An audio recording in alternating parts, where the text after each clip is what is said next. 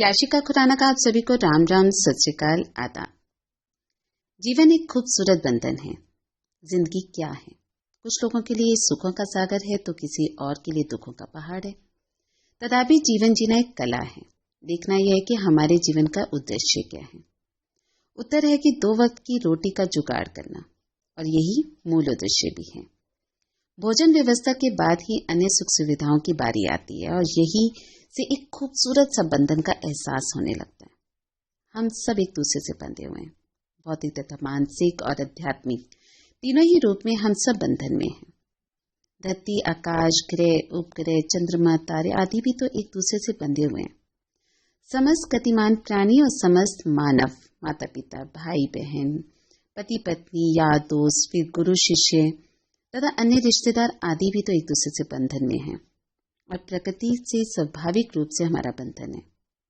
जीवन के लिए 5 आवश्यक प्राकृतिक तत्व अग्नि, जल, वायु, धरती और आकाश से हम पूरी तरीके से बंधन में हैं, परंतु हम इनकी कदर ही नहीं कर पाते, क्योंकि ये सब चीजें हमें फ्री में मिल जाती हैं। परंतु सच्चाई तो यह है कि इनमें से कोई भी एक तत्व ना मिले तो हमारे जीवन का अस्तित्व ही समाप्त हो जाएगा। जाने अनजाने हम प्रकृति के नियम के विरुद्ध भी काम कर जाते हैं और प्रकृति से खिलवाड़ भी करते हैं, और स्वयं के लिए खतरा भी मोल ले लेते हैं। मानव शरीर जो है वो नेचुरल तरीके से माता के गर्भ में बंध जाता है, और जन्म के पश्चात स्वाभाविक रूप से माँ के बंधन में आता है। किसी भी शिशु के लिए माँ ही उसकी जो है वो प्रथम गुरु होती है। जैसे जैसे बच्चे बड़े होते जाते हैं तो माता पिता, दादा दादी, मामा मामी, चाचा चाची, भाई बहन और फिर अन्य रिश्तेदारों के संपर्क में आता है वो। फिर उसका उठना बैठना, चलना फिरना, खाना पीना आदि का भाव समझने लगता है। उसके बाद स्कूल, कॉलेज तथा उच्च शिक्षा के माध्यम से गुरु शिष्य तथा सहपाठी और फिर या तो उसके बंधन में आ जाते हैं। उसके पश्चात उसकी शादी ब्याह, नौकरी, व्यापार, व्यवसाय में विभिन्न व्यक्ति से वो जुड़ता चला जाता है। फिर अपने बच्चे, उनकी परवरिश, पढ़ाई लिखाई, शादी ब्याह, फिर उनकी नौकरी व्यवसायों की जिम्मेदारी, साथ ही समाज, परिवार, देश और राष्ट्र के प्रति कर्तव्य और निष्ठा, ये सारा चक्र जो है वो चलता रहता है। इंसान जो है वो कभी भी बंधन से मुक्त ही नहीं हो पाता। मुक्ति तभी मिलती है जब वो स्वयं ही इस दुनिया से मुक्त हो जाता है।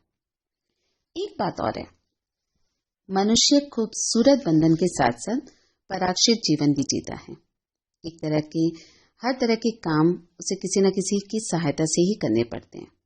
जन्म से लेकर मृत्यु पर्यंत उसे आश्रय का सहारा लेना पड़ता है। 2 वक्त की रोटी का जुगाड़ भी अकेला व्यक्ति नहीं कर सकता। अनाज या राशन उसे पकी पकाई नहीं मिल जाती है।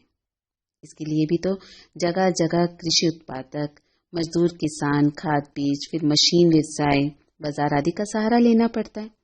नींद के लिए बिस्तर का सहारा, बच्चों की पढ़ाई के लिए कॉपी किताब, विद्यालय, महाविद्यालय, शिक्षक, व्याख्याता, बीमारी के लिए डॉक्टर, चिकित्सालय, फिर दवाइयों का सहारा, नौकरी व्यवसाय आदि में विभिन्न समुदायों और शासन प्रशासन का सहारा, निर्वाचन चुनाव के लिए शासन और अन्य मशीनरी का सहारा, इसी तरीके से आदि आदि आदि। दुनिया का कोई भी काम एक दूसरे के सहारे के बिना नहीं होता।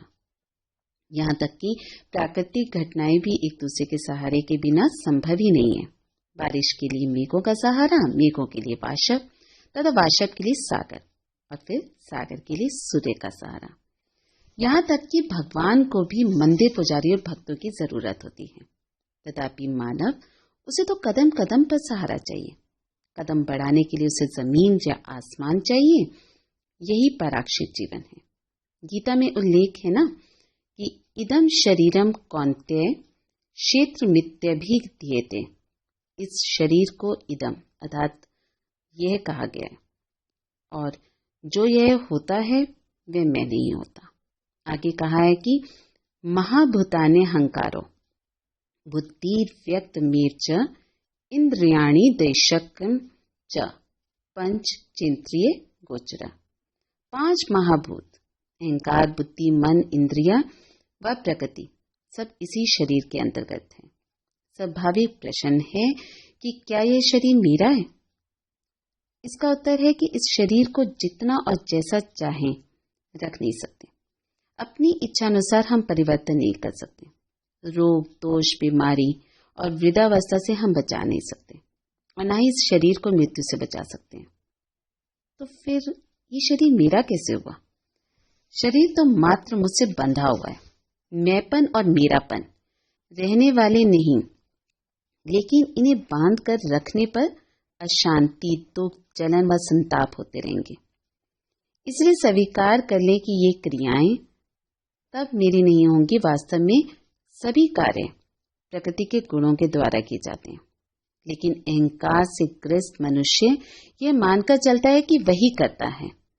जो ये जानता है कि प्रकृति ही सब कुछ है, वह अपने को अकर्ता ही समझता है।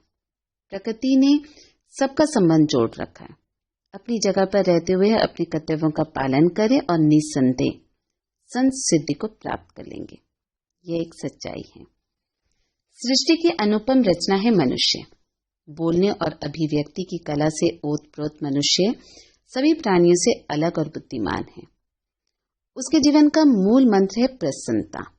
प्रकृति प्रदत्त उपहारों में श्रेष्ठ वरदान होने के कारण प्रसन्नता ही सारे सद्गुणों की जननी है।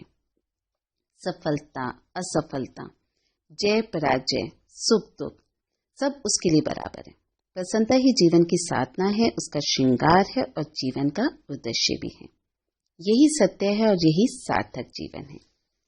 इसीलिए हमेशा प्रसन्न रहिए, क्योंकि जिंदगी खूबसूरत है और इसे आसान बनाइए।